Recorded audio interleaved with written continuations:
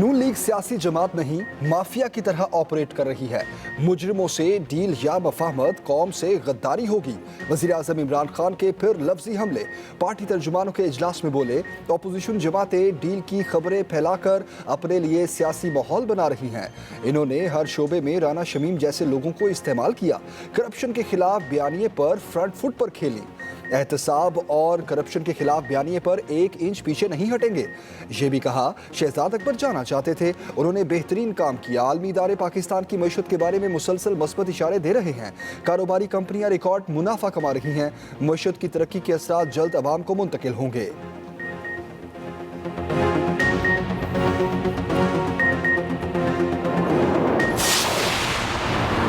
शहबाज शरीफ का मुकदमा बराह रास्त नशर किया जाए। वज़ीर इत्तलात फवाद चौधरी का मुतालबा। कहा, अदालतों में कैमरे लगाए जाएं ताकि लोग देखें शरीफ बरादरान पर मुकदमात की नौयत क्या है। अपोजिशन लीडर का केस रोजाना की बुनियाद पर चलना चाहिए। जो लोग जिंदगी में कभी बाहर नहीं गए, उनके नाम की अरबों रुपए की टीटी लगी। राना शमीम ने नवाज शरीफ के सामने बैठकर बयान हल्फी लिखा। 3 बार का वज़ीर आज़म कहता है कि उनके बच्चों पर पाकिस्तानी कानून लागू नहीं होता। आसिफ जरदारी एंड कंपनी ने जो पैसे लूटे, कौम उसका हिसाब चाहती है। सिंध हुकूमत ने अपने शहरियों को सेहत कार्ड जैसी सहूलियात से महरूम रखा हुआ है। चाहते हैं इख्तियारात सूबाई हुकूमत से ज़िले सतह पर मुंतकिल हों।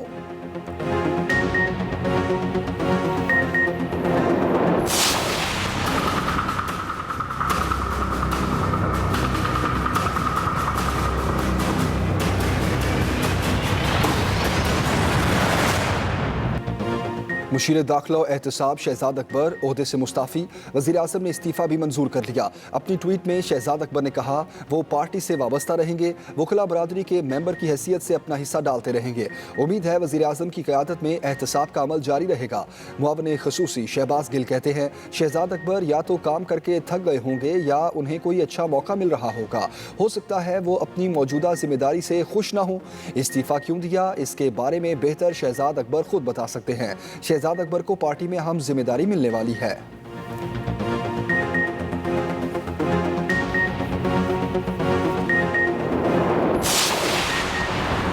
सरबराह मुस्लिम लीग काफ चौधरी शुजात के वज़ीर आज़म को मशवरे। कहा, पहली बार इमरान खान को कह रहा हूँ, वो अपने मुशीरों और तर्जुमानों की गलत एडवाइस से मोहतात रहें। जब मुशीर उन्हें एडवाइस देते हैं तो इसमें कोई ना कोई एंगल होता है। वो अपनी सोच के मुताबिक चीज़ों को उछालते हैं, जिसका नुकसान सिर्फ इमरान खान को ही होता है। वज़ीर आज़म ये देखें उनके मुशीर किसकी गेम खेल रहे हैं, कैसे खेल रहे हैं और क्यों खेल रहे हैं।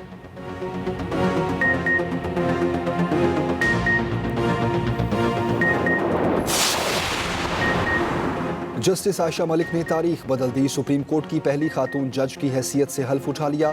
Chief justice of Pakistan justice Gulzar Ahmed ने हल्फ लिया। कहा, हम किसी चीज़ का क्रेडिट नहीं लेंगे। जस्टिस आयशा मलिक अपनी काबिलियत की बुनियाद पर जज बनी हैं। जस्टिस आयशा मलिक ने इब्तदाई तालीम पेरिस, न्यूयॉर्क और फिर कराची से हासिल की। हार्वर्ड लॉ स्कूल अमरीका से LLM किया। 27 मार्च 2012 में लाहौर हाई कोर्ट की जज मुकर्रर हुई।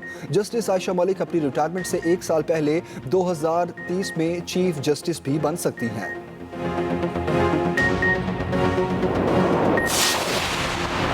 10 दिन में नवाज शरीफ की मेडिकल रिपोर्ट जमा कराएं, वरना लाहौर हाई कोर्ट से रुजू करेंगे। अटॉर्नी जनरल खालिद जावेद का अपोजिशन लीडर शहबाज शरीफ को खत लिखा।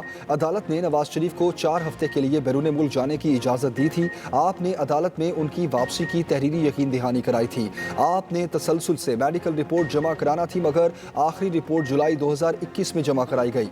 बज़ाहिर नवाज शरीफ बिल्कुल ठीक लगते हैं। बादियो नज़र में लंदन पहुँचते ही उनकी तबीयत ठीक हो गई थी।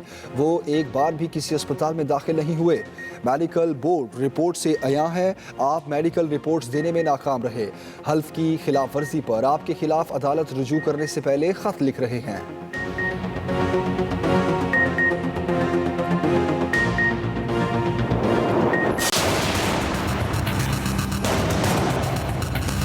पाकिस्तान जो एक ज़राए मुल्क का नाम से पहचाना जाता था, इस नालायक नाअहल तरीन सिलेक्टेड हुकूमत ने हमारा मईशत की रीढ़ की हड्डी को तुड़वा दिया है। जमहूरी तरीके से, आईनी तरीके से, कानूनी तरीके से हम इनको निकालेंगे, इनका हुकूमत को खत्म करेंगे। मुइशत को बचाना है तो इमरान खान को भगाना होगा। चेयरमैन पीपल्स पार्टी बिलावल भुट्टो जरदारी ने नारा लगा दिया। हैदराबाद में किसान ट्रैक्टर रैली से खिताब में कहा, आईनी और कानूनी तरीके से हुकूमत को खत्म करेंगे। नाअहल हुकूमत ने हमारी ज़रूरी मुइशत को तोड़ कर रख दिया।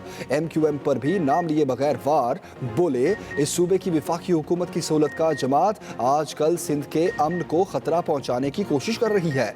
किसी भी जबान बोलने वालों के साथ नाइंसाफी नहीं होने देंगे।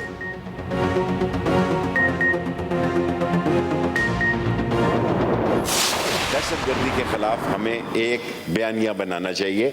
जो पाकिस्तान की सालमियत से टकराने वाले हों तो फिर उनसे तो टकराया जाएगा ना। और हम भी अपोजिशन के साथ हैं दहशतगर्दी के मुकाबले में। दहशतगर्दी के मुकाबले में हम साथ हैं। आपका 23 मार्च को आने का दिल है, आप जरूर आए। मैं आपको कहूंगा कि दहशतगर्दी का खतरा है, कोविड का खतरा है। मैं डरा नहीं रहा, बड़े शौक से आ जाओ यार, बड़े शौक से आ जाओ, शौक पूरा कर लो आके, बड़े शौक से आ जाओ। TTP की बात सुनने को तैयार है, मगर मुल्की सालमियत से टकराने वालों से टकराया जाएगा। वज़ीर दाखिला शेख रशीद ने वाज़ेह कर दिया। सेनेट में इज़हार ख्याल करते हुए कहा, रॉ दहशतगर्दी के लिए पाकिस्तानी क्रिमिनल्स को इस्तेमाल कर रही है। हमें दहशतगर्दी के खिलाफ एक बयानिया बनाना चाहिए। भारत कभी नहीं चाहता पाकिस्तान और तालिबान के ताल्लुकात बेहतर हों। अब दहशतगर्दों से कोई मुज़ाकरात नहीं हो रहे। मुल्क में किसी कीमत दहशतगर्दी की इजाज़त नहीं देंगे। ये भी कहा, अपोजिशन से गुजारिश है 23 की बजाय 27 मार्च को इस्लामाबाद आएं। इनसे डर नहीं रहा, ये शौक से आएं।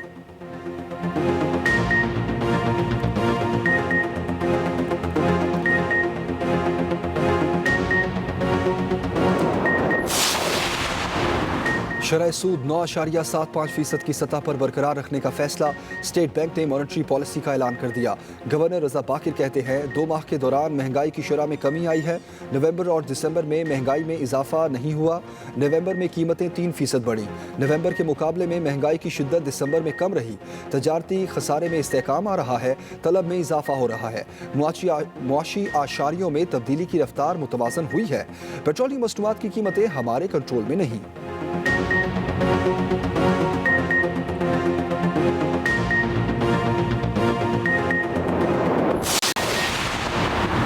अनारकली धमाके में जेर हिरासत रिक्शा ड्राइवर भी बेकसूर निकला। जराये के मुताबिक धमाके में मुलव्वस शख्स ने डिवाइस रखने के बाद उसके रिक्शे में सफ़र किया था। रिक्शा ड्राइवर के मुताबिक मुबैना दहशतगर्द पंजाबी में बात कर रहा था। बादामी बाग के करीब बस अड्डों की रिकॉर्डिंग भी कब्जे में ले ली गई। लारी अड्डे जाने की नकलो हरकत CCTV कैमरों से ट्रैक की गई। बाद में कैमरों की रेंज में नहीं आया। अबूजहबी के वली अहद शेख मोहम्मद बिन जैद का वज़ीर आज़म इमरान खान को फ़ोन। लाहौर में दहशतगर्द हमले की मजम्मत की।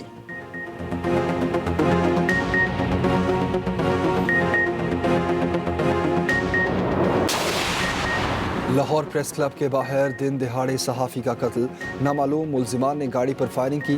कैपिटल TV का रिपोर्टर हसनैन शाह जाँ भाग हो गया।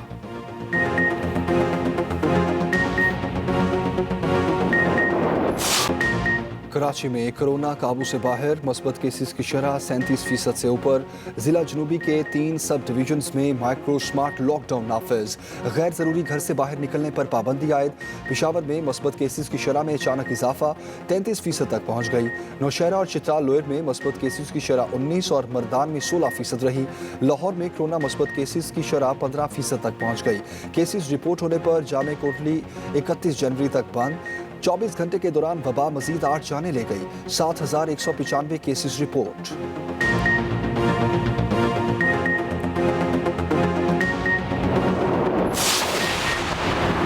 कराची का सबसे बड़ा वैक्सीनेशन सेंटर गैर फाल। 9 माह से तनख्वाहों से महरूम एक्सपो सेंटर के मुलाजमीन ने एहतजाजन काम छोड़ दिया। वैक्सीनेशन का अमल मुकम्मल तौर पर रुक गया। शहरी बगैर वैक्सीनेशन के वापस जाने लगे। 200 से ज़ायद वैक्सीनेटर्स और डेटा एंट्री ऑपरेटर्स को 9 माह से तनख्वाहें नहीं मिली। जब तक तनख्वाहें नहीं मिलेंगी हम काम नहीं करेंगे। एहतजाजी मुलाजमीन डट गए।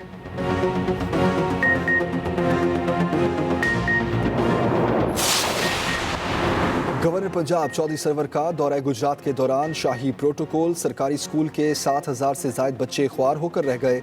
नमाज मगरिब तक स्कूल से छुट्टी ना मिली। वक्त 1:30 बजे का दिया गया। गवर्नर 5 बजे इफ्तिताही तकरीब में पहुंचे।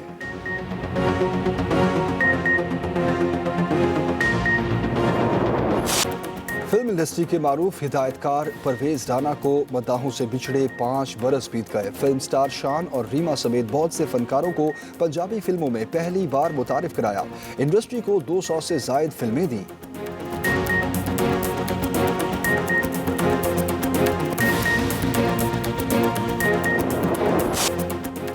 और टीवी की मशहूर अदाकारा रूही बानो की तीसरी बरसी। बेमिसाल अदाकारी करने वाली रूही बानो को मुकालमों की अदायगी में कमाल हासिल था। जिंदगी के आखिरी अयाम बहुत तल्ख गुजारे। बेटे के कत्ल होने पर कब्जा माफिया ने जायदाद भी हथिया ली।